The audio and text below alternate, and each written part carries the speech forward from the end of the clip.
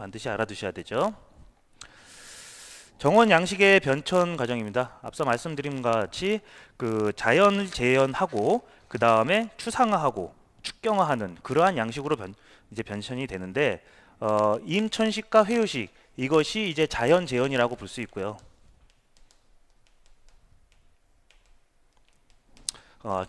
축산 고산수식, 평정 고산수식 이것이 이제 추상화. 그 다음에 다정 양식부터 축경식까지가 이제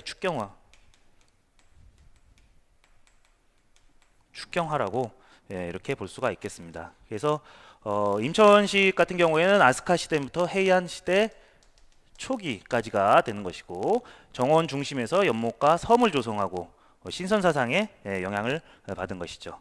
그다음에 회유 임천식 같은 경우에는 이렇게 연못과 섬을 조성하고 거기에 다리를 놓고 해서 주유를 하는 그러한 기능이 들어가는 것, 회유한다. 그러한 기능이 들어가는 것이 이제 회유 임천식이 돼서 해안 시대 중기부터 가마쿠라 시대까지 되는 것입니다. 섬을 조성하고 다리로 연결하여 주변을 회유한다.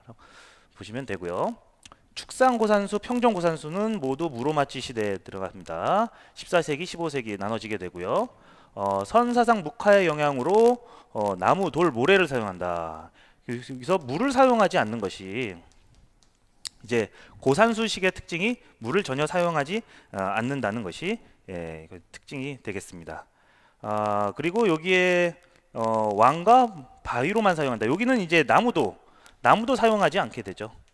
평정 고산수식에는 그래서 식물을 전혀 사용하지 않는 그런 것이 평정 고산수식이고 그러다 보니까 축석기교가 최고로 발달하는 그러한 이제 양상을 보이게 됩니다.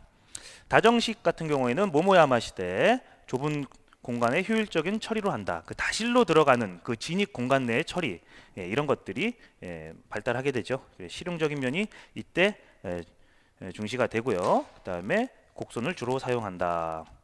원주파 임천식은 에도 시대 초기에 나타나는 것이고 임천식과 다정양식 처음에 나타난 임천식과 다정양식이 이제 혼합형으로 나타나게 되는 것입니다. 여기에 대표적인 것이 이제 그 계리궁이 대표적인 정원이 되겠죠. 축경식 같은 경우에는 에도 후기부터 메이지 시대까지 해서 자연 경관을 정원에 축소시켜 옮겨서 축경화하는 그러한 양식이 되는 것이 되겠습니다.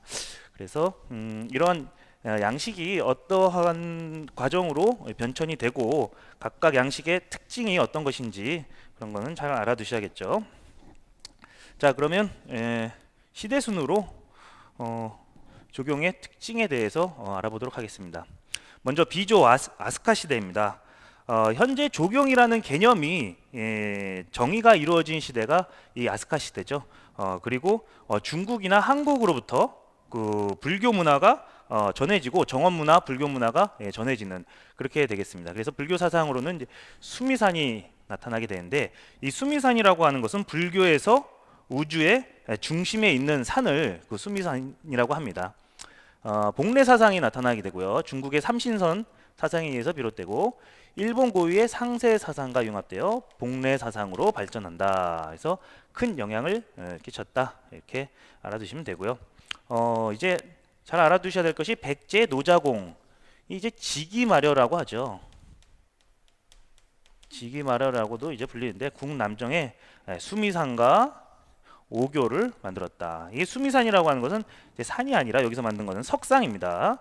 석상과 오교를 만들어서 일본 정원에 효시가 되고 그것이 이제 일본 서기에 기록이 되어 있다. 일본 조경에 관한 최초의 기록이 일본 서기다. 수미산이 뭐 이렇게 생겼습니다. 이 석상이 산이 아니라 이렇게 석상입니다. 그 오교라고 하는 것은 그 홍교 무지개 다리 이렇게 알아두시면 되겠습니다. 그렇게 해서 처음에 나오는 비조 아스카 시대는 이렇게 뭐 간단하게 알아두시면 되고요. 특히 이제 그 노자공에 대해서 알아두시면 되겠습니다. 그 다음 시대가 이제 나라 내량 시대입니다. 그 불교의 영향으로 사찰이 건축되고 그 다음에 귀족 문화가 싹트는 시대가 나라 시대죠.